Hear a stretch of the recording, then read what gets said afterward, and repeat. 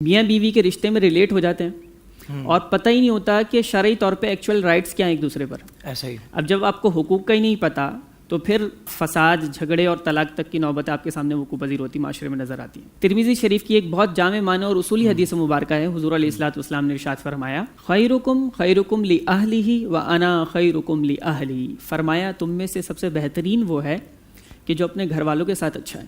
واہ واہ واہ. اور کہا سنو، تم میں سب سے اچھا میں ہوں کیونکہ میں اپنے گھر والوں کے ساتھ سب سے اچھا. سبحان اللہ سبحان اللہ. اب یہ حضور علیہ السلام جو فرما رہے ہیں نا کہ میں اپنے گھر والوں کے ساتھ سب سے اچھا ہوں، آپ کا عمل، آپ کی ادا، دل جوئی کا انداز، خوش طبعی کا انداز یہ واضح کرتا ہے کہ آپ واقعی گھر والوں کے ساتھ سب سے اچھا. سبحان اللہ. حضور علیہ الصلوۃ والسلام کی حدیث مبارکہ اور سیرت مبارکہ کا جب ہم مطالعہ کرتے ہیں تو ایک شوہر اپنا کرائٹیریا کیا بنائے اپنی بیوی کو خوش کرنے کے لیے، بیوی کو راضی کرنے کے لیے. آج یہ جملہ، یہ لفظ ہی شوہر کو نہیں پتا کہ دل جوئی بھی کوئی چیز ہوتی ہے. اس کا دل رکھ لینا، اس کا مان رکھ لینا، اس کی بات کو مان لینا، اس کا دل خوش کر دینا، دل جوئی کر دینا.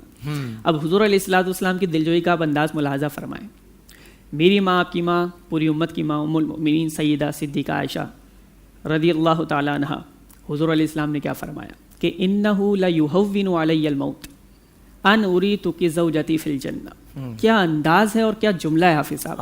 حضور علیہ السلام نے فرمایا، اے عائشہ جب سے مجھے پتہ لگا ہے تم میری بیوی ہو جنت میں، مجھے پہ تو موت ہی آسان ہو گئی ہے. کیونکہ آپ دیکھیں کرائٹیریا کیا ہے کہ انسان دنیا میں سب سے زیادہ ناپسند کسے کرتا ہے، اور مرنا نہیں ہے. بس مرنا نہیں ہے، موت کی بات نہیں کرو، ساری عمومی طور پر زندگی کی بات کرو. اس محاورے کو، اس مثال کو ہمارے ذہنوں کی سطح کے مطابق سمجھاتے ہوئے حضور علیہ السلام نے ارشاد فرمایا کہ عائشہ جب سے پتہ لگا ہے تم میری بیوی جنت میں ہو، میرے لیے تو مرنا ہی آسان ہو گیا، موت آسان کر دی اللہ تعالیٰ.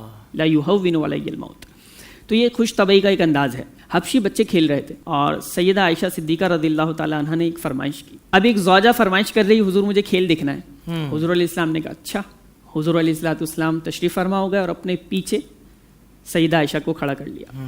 سیدہ عائشہ صدیقہ فرماتی ہیں کہ میں نے اپنے رخسار کو حضور علیہ السلام کے کندھے مبارک پہ رکھتے ہوئے اس کھیل کو دیکھنا شروع کیا اور بڑے طویل وقت تک دیکھا. یہاں تک کہ دیکھا کہ حضور علیہ السلام نے پوچھا عائشہ بس؟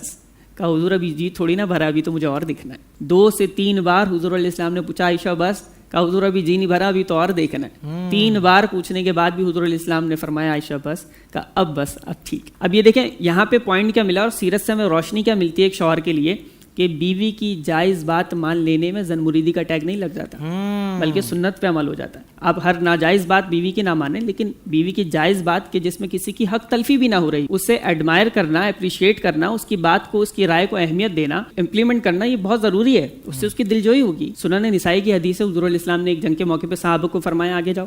صحابہ آگے چلے گئے. سیدہ صدیقہ عائشہ ساتھ تھی.